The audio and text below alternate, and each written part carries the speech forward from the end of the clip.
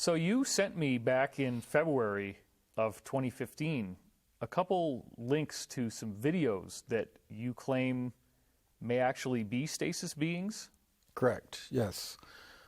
These were images, there were two different videos.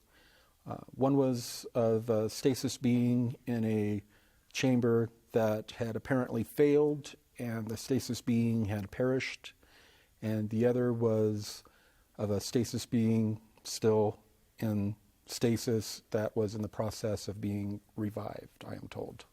What are we going to see here with this first stasis being? The first one we're going to see is the one of the failed stasis chamber and the one where the stasis being had perished. Okay, so let's check that out now. So what's up with the goldfish on his chest that's got the Sumerian cuneiform writing on it? Is there a connection to Sumerian somehow, you think? Yeah, there seems to be, going back into the distant past, a steady progression from a root tongue or a root language that was a kind of a ancient Sumerian language that has popped up in a very few places in modern archaeology. Is it normal for these stasis beings to be buried with gold iconography like this, gold artifacts? Not all of them, no. All right, so now let's check out the second video.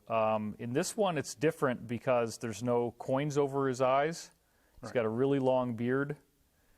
So what are people about to see in this video? Do you think this guy actually is in stasis, or do you think this is another failed one? This appears, if it is indeed genuine, that they're in the process of coming out of stasis, like they're being revived.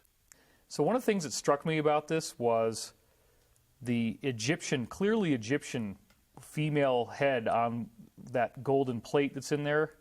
And then this very strange little statue of this guy that has like two snakes coming up from the sides, almost like something out of Hinduism. So it's like we're seeing different religions being blended. And when you look at the newspaper with the Arabic on it, there's some Sumerian cuneiform on the gold next to that. So we've got Hindu, Egyptian, and Sumerian all represented in this one guy. It's not uncommon, and there have been some cave-type structures that were once inhabited by these tall, red-headed, red-bearded beings that are very tall, that especially inhabited North America a long time ago. And there have been artifacts of crossover civilizations been found. That's very significant. Mm-hmm. Well, these videos were quite fascinating, and I'm glad that you found them and sent them to me. They all had Russian titles on them, but they're obviously not from Russia. It's Middle Eastern, most likely Turkey, and somewhere maybe Egypt. Right. Like I said, these have been found across the world.